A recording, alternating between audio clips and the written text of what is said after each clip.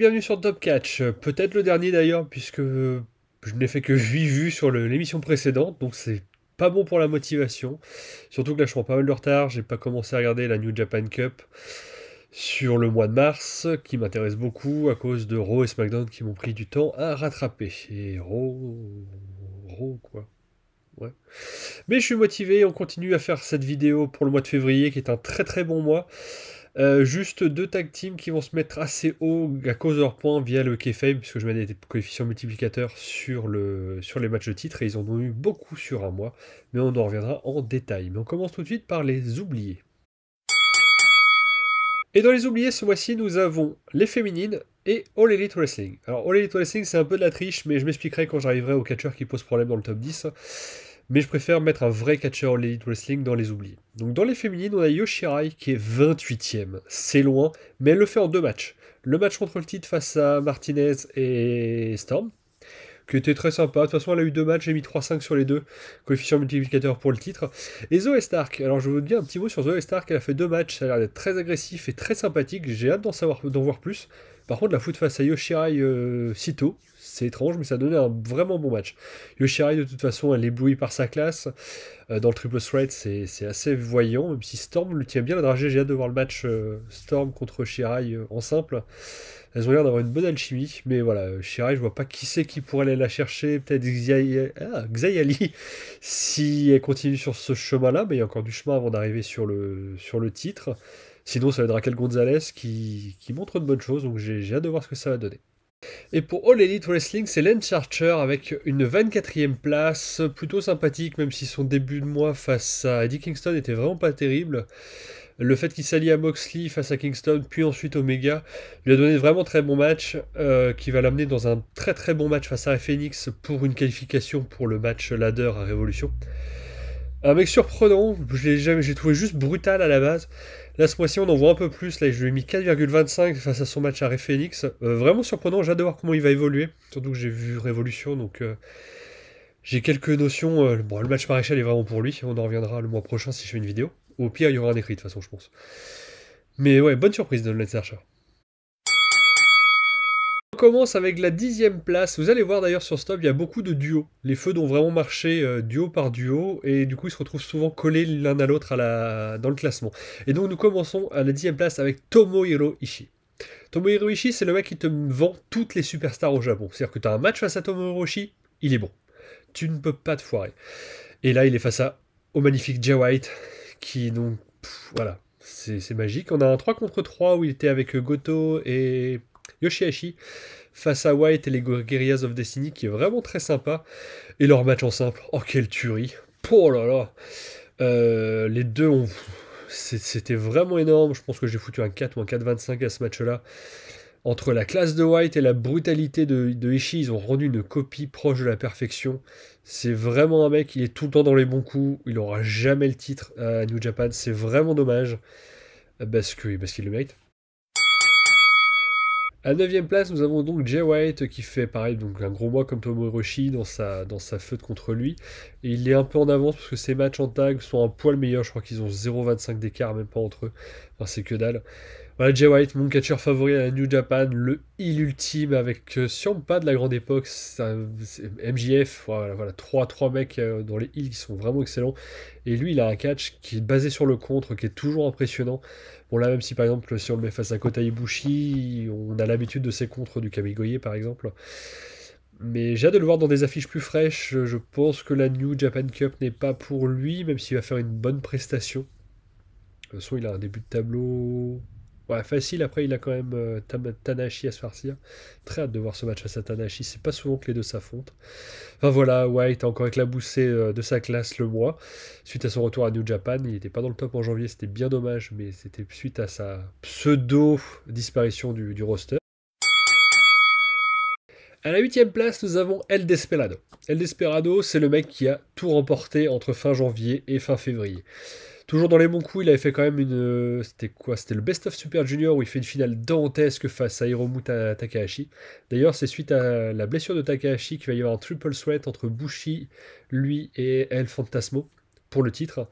Donc le match est excellent. En plus, il y a eu d'autres matchs dans le mois qui étaient vraiment très bons. Et je crois qu'ils ont pris ils ont pris le titre à El Fantasmo et Taishi Ishimori dans la foulée. Donc il a tout remporté en fin de mois. Ses matchs sont propres. Vraiment un mec du Suzuki Gun qu'il va falloir suivre.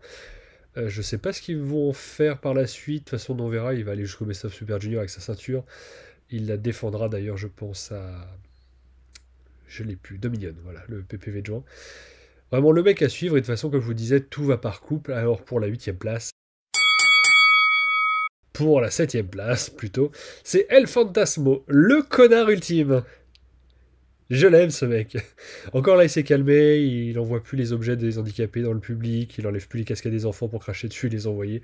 Ils se sont un peu détendus, alors qu'au Japon, c'était couillu quand même. Mais pareil que El Desperado, c'est un mec sur qui on peut compter. Il a eu les ceintures par équipe junior en début de mois. Ils les ont rapidement perdus. Je pensais que c'était pour qu'ils prennent le titre justement junior. Donc ils ont tout donné à El Desperado.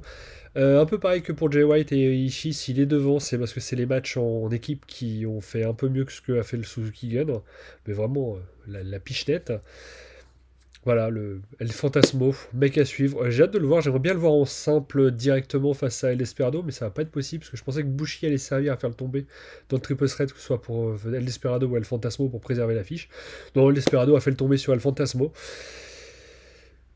J'espère qu'on les reverra l'un contre l'autre, j'aimerais bien un simple duo, voir ce que ça donne, parce que c'est vraiment deux très grands athlètes.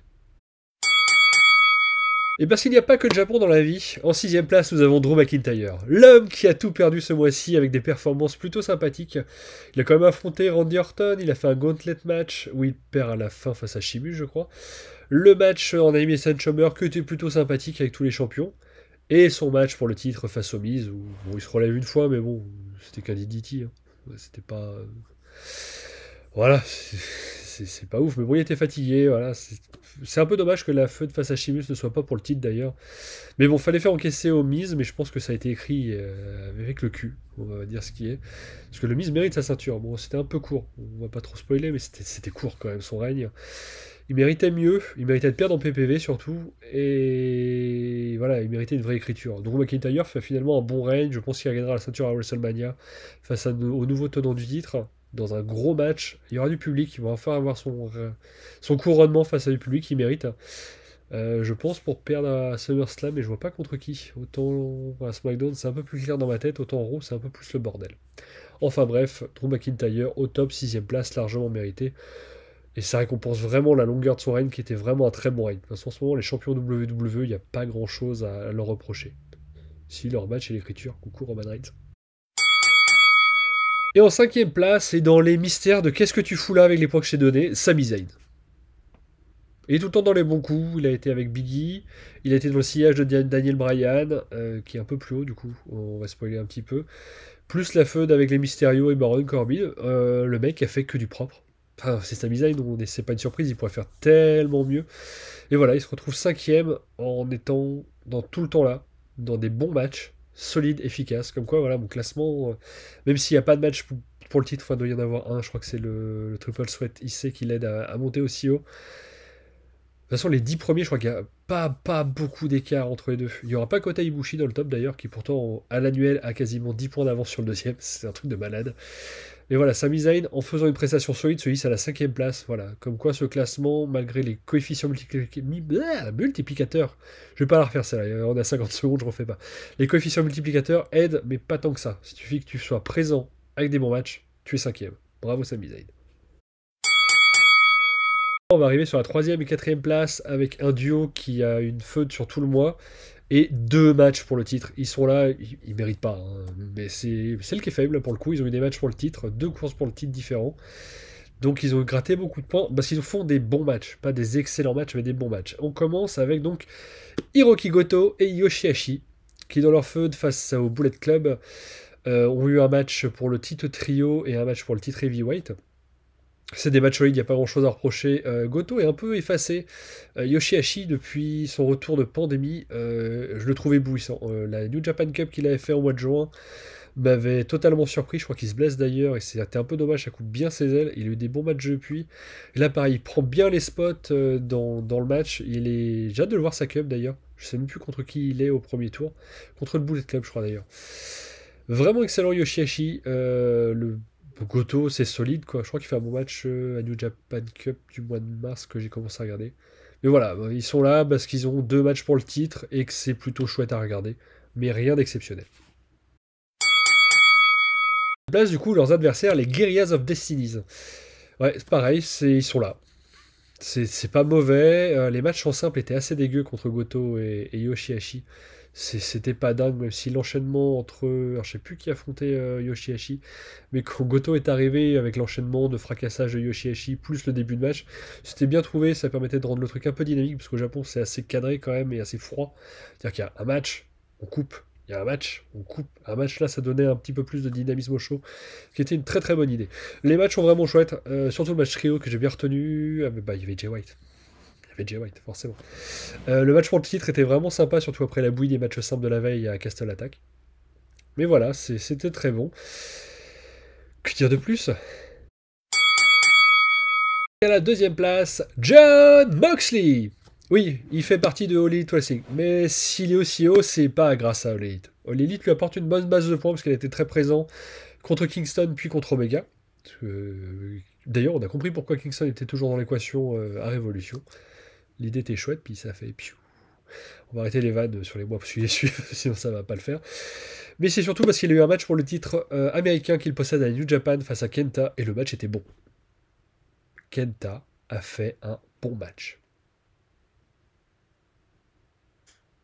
Incroyable. Surtout qu'il n'y avait pas de public. Mais non, ils ont fait le show. Je le voyais pas brûler aussi bien, Kenta, en fait. Donc Moxley, c'est son art. Il n'y a pas à chier. Mais Kenta fait vraiment le taf, encaisse bien. Mais il m'a surpris. Alors on va parler plus de Kenta du coup que Jon Moxley. Mais Jon Moxley fait un match assez taré. Sa feud face à Kenny Omega est vraiment bonne. J'espère que le match à Révolution sera bon. Spoiler, oui, mais c'est pas ça le souci. Mais voilà, Moxley au top, c'est pas une surprise, je suis content de le voir aussi haut, mais il a fallu l'association de ses matchs à All Elite, plus ses matchs à New Japan pour pouvoir arriver aussi haut. Alors que le premier, juste avec sa Fed, il est premier. Et il vole la première place de vraiment pas grand chose à Jon Moxley, mais on parle de Daniel Bryan. Putain, j'ai été super surpris de le voir à ce niveau-là, dans mon classement, parce qu'en fait, comme c'est un tableau Excel, je ne vois pas, rangé par ordre alphabétique, je ne vois pas les classements se faire au fur et à mesure, je le fais vraiment que mi du mois et fin du mois quand j'ai fini. Très chouette, mais il a affronté Cesaro, les matchs étaient vraiment excellents à regarder, un peu courts, mais vraiment excellents à regarder. L'Elimination Chambers que j'ai beaucoup aimé. Même si voilà, on savait que ça allait donner de la merde derrière dans le match contre le titre. Voilà. C'est ce qui va d'ailleurs lui donner les points pour passer devant Moxley. C'est le petit match qu'ils ont fait avec le coefficient multiplicateur pour le titre. Il a quand même résisté un petit peu. Mais ça fait plaisir de voir un tel performeur que Bryan aussi haut. De toute façon, sincèrement, sur les 5 premiers, tu as quand même Daniel Bryan, Jon Moxley, Sami Zayn, un mec comme Yoshihashi ou Hiroki Goto qui en simple savent donner des bons matchs. Bref, ce top 10 me plaît. Voilà, donc je m'excuse un petit peu, je l'ai tourné très vite. J'ai pas pris autant de temps qu'avant, mais j'avais des notes, ce qui m'a beaucoup aidé. J'espère que c'est mieux détaillé pour vous le classement, plus que les mois précédents. J'espère avoir un peu plus d'abonnés, mais là je vous avoue qu'on est le 12 mars, j'ai beaucoup de trucs à rattraper. J'ai vu aucun Raw, SmackDown, NXT du mois. Donc là je vais arriver à 6 shows de retard. All Elite, je suis à jour grâce au PPV, et la New Japan, je dois avoir. Je suis sur la nuit 2 de la Cup. Donc j'ai du retard. J'espère tout rattraper. Après, si ça vous dérange pas que la vidéo arrive vers le 15 avril, du coup. Le problème, c'est que je le vois quand je tourne, j'ai envie de parler de plus de choses, notamment là, le Kenny Omega et Moxley qui a fait piou piou piou piou piou piou, alors que j'étais comme un fou avec l'arrivée de Kingston. Oui, je spoil un peu, mais je sais pas si j'en parlerai le mois prochain. Quoi qu'il en mette, j'aurais mis une bonne note. Hein. J'ai essayé de mettre le final de côté, justement. Donc voilà, donc c'était peut-être le dernier format vidéo. Après, si je continue de le faire via écrit sur le blog setcoinuniverse.com, .blogspot.com, je ferai peut-être une vidéo pour le annuel, faire un top 50 en vidéo, ça peut être cool, si j'arrive à maintenir le rythme. On verra bien.